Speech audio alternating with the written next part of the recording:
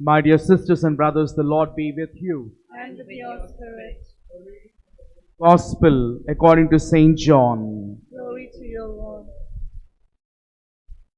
Jesus said to Nicodemus, "As Moses lifted up the serpent in the wilderness, so must the Son of Man be lifted up, that whoever believes in him may have eternal life. For God so loved the world that he gave his only Son, that whoever believes in him should not perish but have eternal life. For God sent the Son into the world not to condemn the world, but the world might be saved through him. He who believes in him is not condemned. He who does not believe is condemned already, because he has not believed in the name of the only Son of God. And this is the judgment, that the light has come into the world, and people loved darkness rather than light, because their deeds were evil. For everyone who does evil hates the light, and does not come to the light, lest his deeds should be exposed. But he who does what is true comes to the light, that it may be clearly seen that his deeds have been wrought in God." The Gospel, the good news of our Lord Jesus Christ. Praise to Lord Jesus Christ.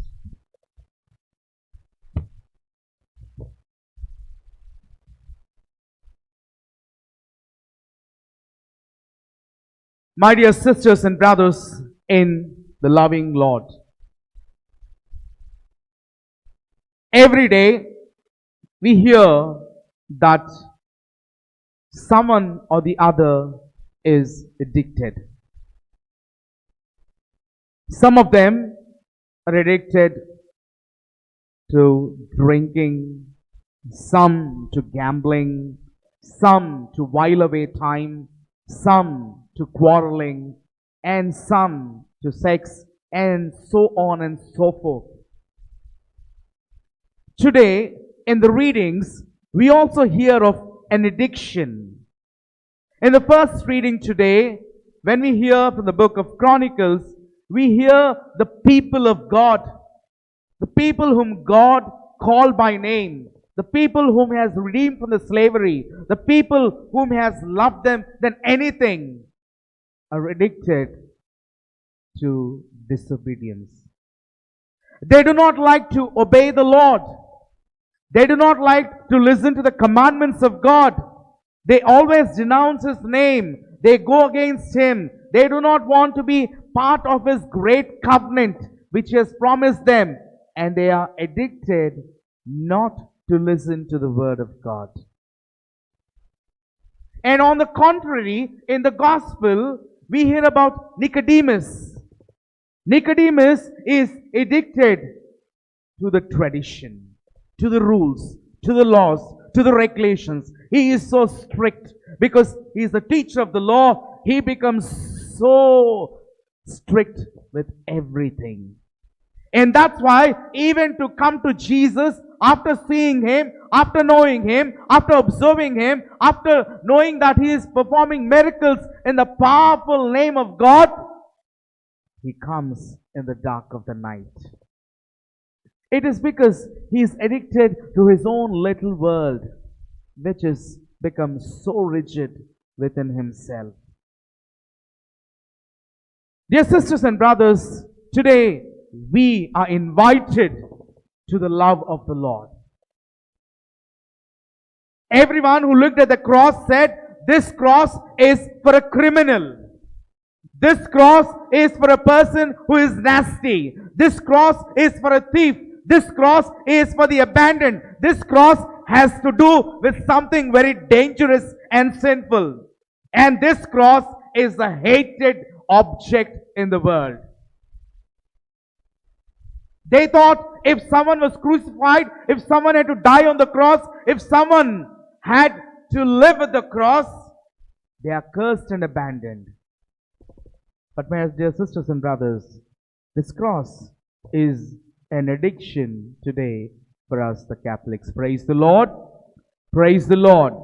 Praise the Lord. Dear friends in Jesus Christ, this cross is an addiction for us today. Because through this cross, through this sacrifice of the cross, we are redeemed. For many years, the people of Israel wandered in the desert. For 40 years, even though the Lord was loving them, trying to help them, trying to persuade them, they did not realize the powerful message of God.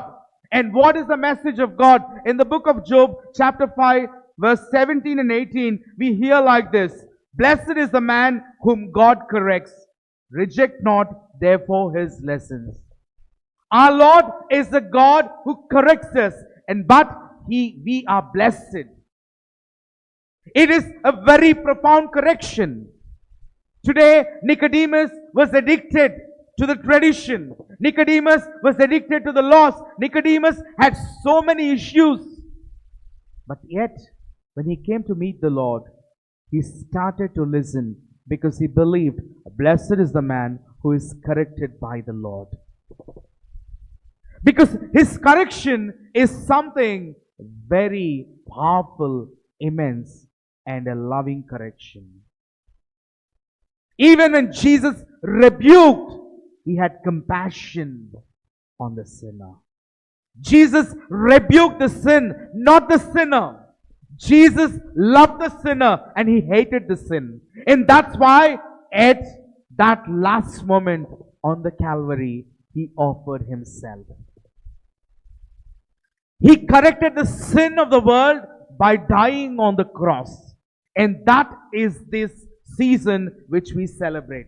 Today is the fourth Sunday of Lent, and today is called the Laitara Sunday, a Sunday to rejoice. We rejoice because the Lord died for us. We rejoice because the Lord took up on the cross for us. We rejoice because our sins are thrown unto Him and we are redeemed. He has corrected our lives. And that's why He is risen again. Dear friends, the Word of God in the book of Job, chapter 5, verse 18, speaks to us about the nature of God. He inflicts wounds, but He binds them up as well. He strikes, but He also heals. Our God binds us up together. Our God is a healer. And this is the powerful message which the people of Israel have missed. So they kept on delaying their love towards God. They kept on moving away towards pagan worship. They kept on moving away towards addictions of the time. And they preferred to live in the darkness. Because darkness has become very comfortable. In the dark, we can do anything. In the dark, we can do any sin. In the dark, we are the most comfortable people. Dear friends, today, this cross should be an addiction for all of us. Why? Because He so loved the world that He gave His only Son to die, to redeem, and to forgive us. And that is the power of the cross. And that's why our church, our Catholic Church, is filled with this powerful message. That's why we place on the altar a crucifix to remind us of the merciful, the constant, the powerful love and the message of God that He died for you and for me. And that is the precise sacrifice of the Eucharist. Eucharist is a remembrance of the Calvary. And this altar is a remembrance of the body of Christ. And that's why when we come to the altar, the priests go there, revere the altar, they bow and they kiss the altar, because this is the precious body of Christ.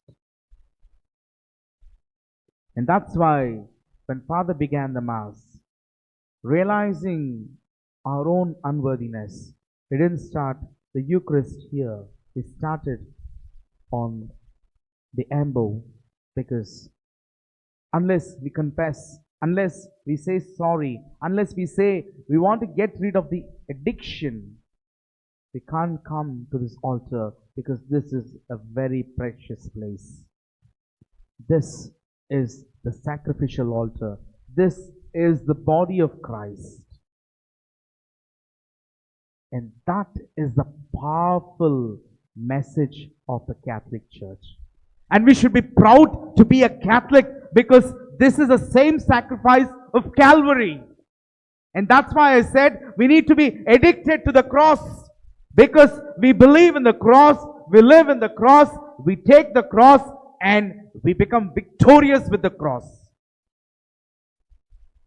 Even though it's very painful, even though it takes time, like the Word of God says, even though the wounds are inflicted, it is to bind us. Even though there is some measure of correction, it is to heal us from everything that is wicked, that we are addicted to. My dear friends, how do we get out of these addictions? How do we come out of the darkness? Today, there are many addictions for each one of us. All of us are addicted to some sin or the other. It may be intense, it may be small, but we are addicted.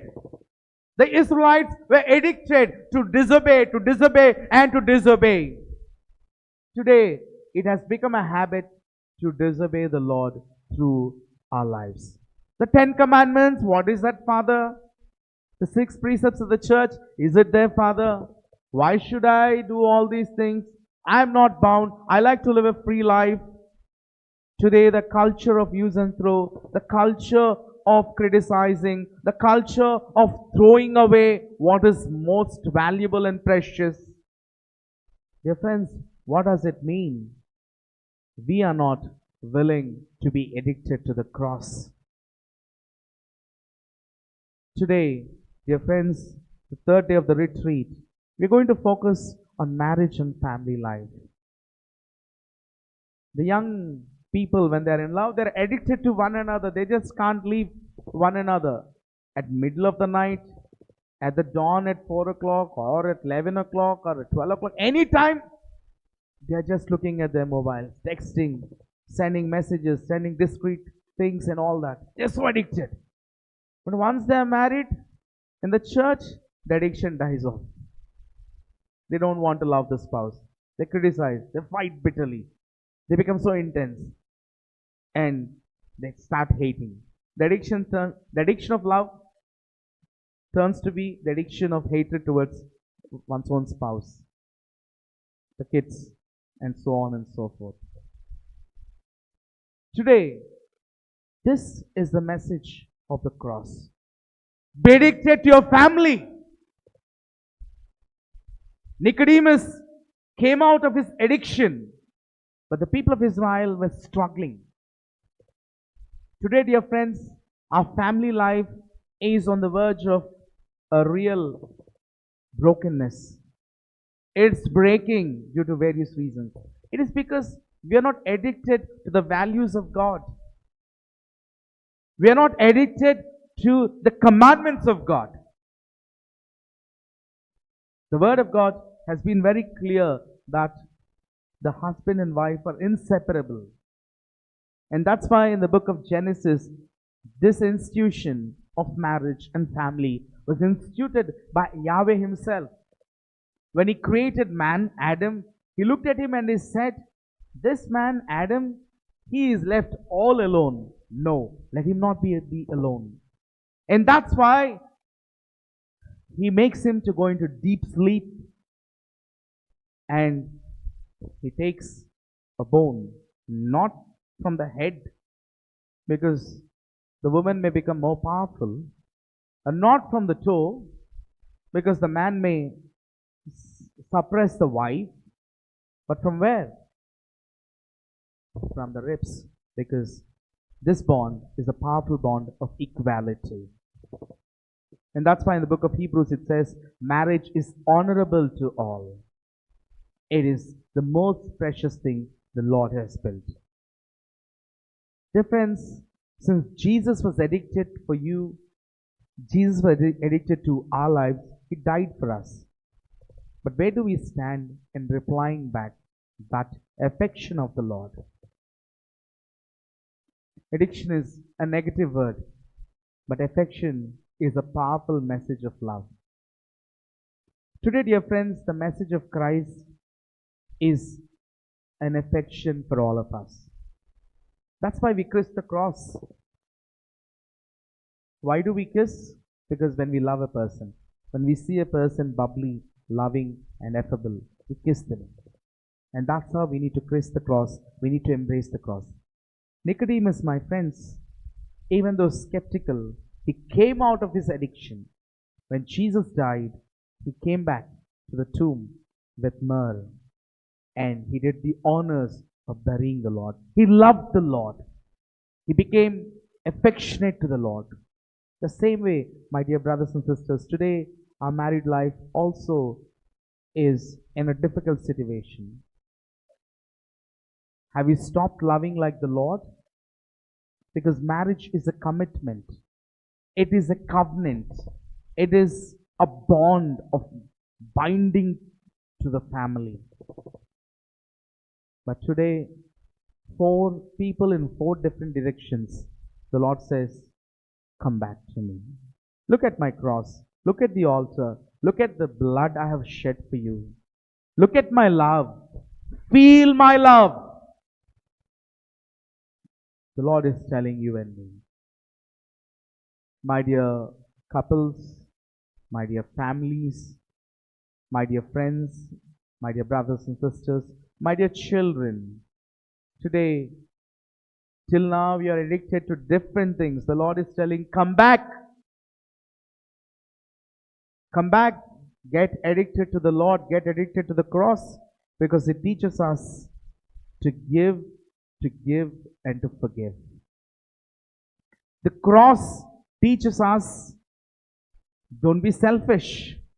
The cross teaches us, embrace everyone.